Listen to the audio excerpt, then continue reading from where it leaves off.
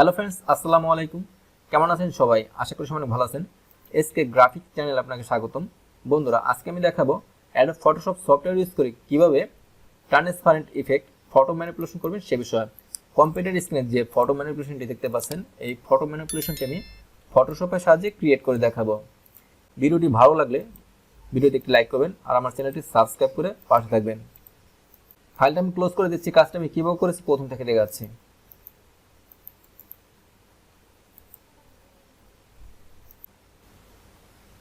File open, আমি এই চারটি ফাইল সিলেকশন করে ওপেন করে নিচ্ছি।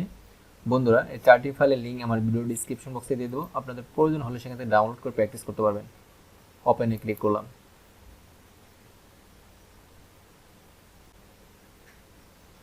প্রথমে আমি এই ফাইলে আসলাম। হোয়াইট ব্যাকগ্রাউন্ড থেকে এই অরেঞ্জের ছবিটা আলাদা করব।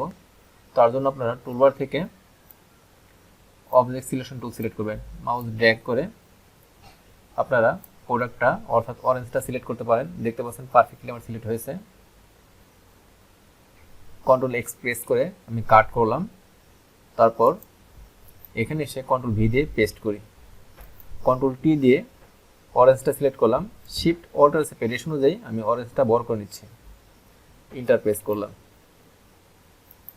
ব্যাকগ্রাউন্ডটা ধরলাম। ব্যাকগ্রাউন্ডটা আমি ব্লার করব। আমি ফিল্টার আসি, ব্লার, গোসেন ব্লার। এখানে আছে 190 আছে, আপনারা চাইলে কমিয়ে দিতে পারেন। আমি বাড়িয়ে দিচ্ছি।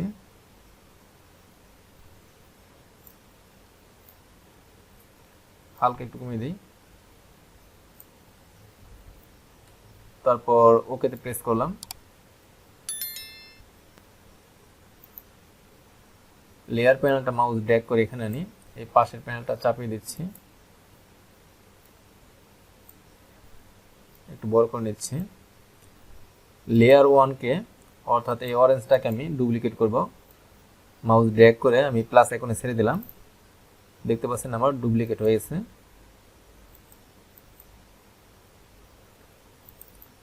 লেয়ার ওয়ান আমি হাইড করে রাখলাম। তারপর লেয়ার ওয়ান কপি সিলেক্ট করে আপনারা ইমেজ আসবেন। তারপর অ্যাডজাস্টমেন্ট, ডিস্যাচুরেট, শর্টকাটও করতে পারেন shift plus control plus C দিয়ে। তারপর আপনারা ব্যান্ডিং মোডটা চেঞ্জ করে দেবেন। এখান থেকে স্ক্রিন সিলেক্ট করে দেবেন। তারপর ইমেজ আসবেন, অ্যাডজাস্টমেন্ট, তারপর লেবেলে ক্লিক করবেন। আমি এখান থেকে একটু কমিয়ে দিচ্ছি। তারপর এই পাশ থেকে একটু কমিয়ে দিই। দেখতে পাচ্ছেন ট্রান্সপারেন্ট হচ্ছে। আমি আর একটু ট্রান্সপারেন্ট করি। এই পাশটা এখানে রাখলাম, হালকা একটু ডান পাশে নিই, এই পাশটা একটু চাপিয়ে দিচ্ছি। তারপর আমি ওকেতে প্রেস করলাম। মাস্কিং করতে হবে, অ্যাড লেয়ার মাস্কে ক্লিক করবেন। তারপর বন্ধুরা, টুলবার থেকে আপনারা ব্রাশ টুল চুজ করবেন। ব্রাশ টুলের সেটিংটা আমি ঠিক করে নিই। আমি দেখতে পাচ্ছেন সফট রাউন্ড সিলেক্ট আছে, আমি হার্ড রাউন্ড সিলেক্ট করলাম। ব্রাশের সাইজটা আর একটু বড় করে নিচ্ছি।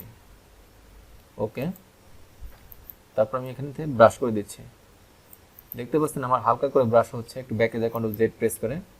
আমার এখানে অপাসিটি কমানো আছে, আমি অপাসিটি 100% করে নিলাম। মাউস ড্র্যাগ করে আমি কাটিং করে দিলাম। তারপর আমি লেয়ার ওয়ান সিলেক্ট করলাম।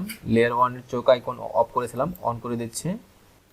বন্ধুরা, লেয়ার ওয়ান কপির এই মাস্কিংটা আমি অল্টার চেপে কপি করে লেয়ার ওয়ানের উপর আনলাম। তারপর আমি এই অংশটুকু সিলেক্ট করলাম, এই অংশটুকু। তারপর কিবোর্ড থেকে কন্ট্রোল আই প্রেস করবেন, ইনভার্ট করে দেবেন। দেখতে পাচ্ছেন আমার ইনভার্ট হয়েছে। তারপর আমি লেয়ার ওয়ান কপির এই মাস্কিং অপশনটুকু সিলেক্ট করলাম, একটু জুম করে নিচ্ছি। এই পাতাটা আমি রিয়েলিস্টিক করব। আমি এখানে ক্লিক করলাম, আমার হোয়াইট কালারটা উপরে চলে আসলো। মাউস রাইট ক্লিক করে আমি টুলের সাইজটা ছোট করে নিচ্ছি, আর একটু বড় করি, নিচ্ছি। লেয়ার ওয়ান সিলেক্ট করলাম, এই মাস্কিং অপশনটুকু সিলেক্ট করতে হবে বন্ধুরা। তারপর মাউস ড্র্যাগ করে আমি এই অংশটুকু আগের অবস্থায় নিয়ে আসি, ক্লিয়ার করে দিচ্ছি। দেখতে পাচ্ছেন ন্যাচারাল আগের ফাইলটি দেখাচ্ছে। একটু জুম করি আর একটু ইরেজ করে দিচ্ছি। মাউস রাইট ক্লিক করে টুলটা আর একটু ছোট করে নিই।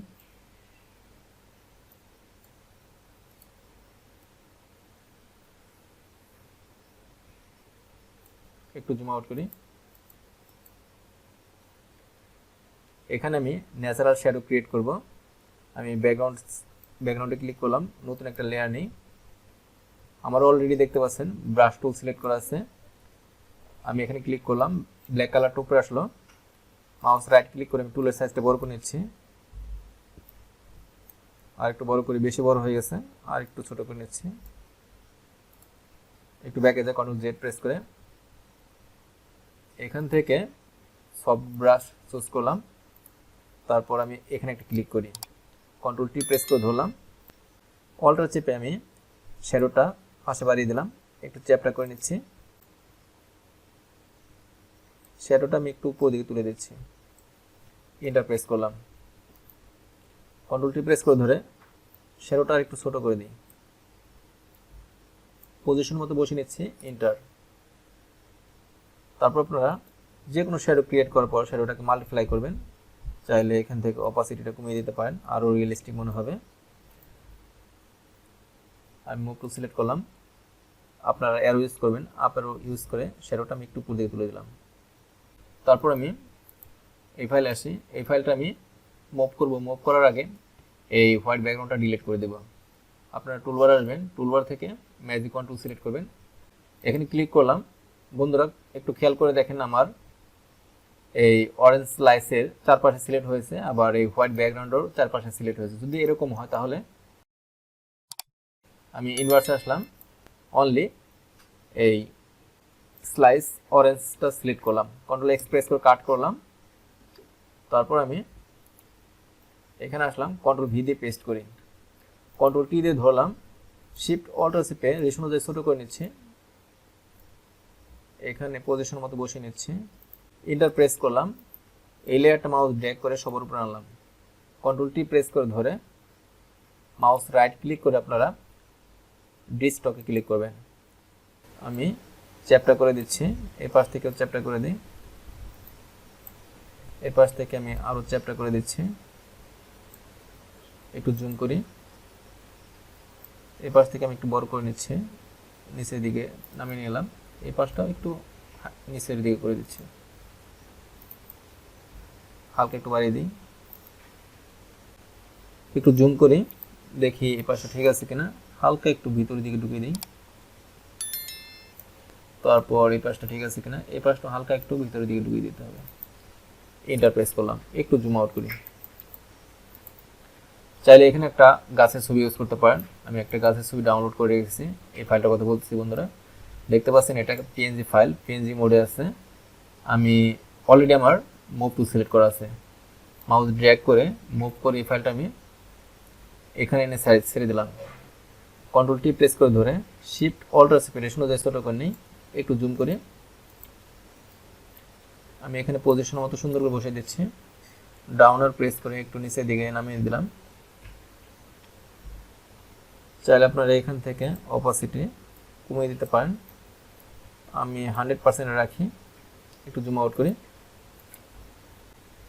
ফাইলটা আমি সেভ দিব, ফাইল সেভ অ্যাজ,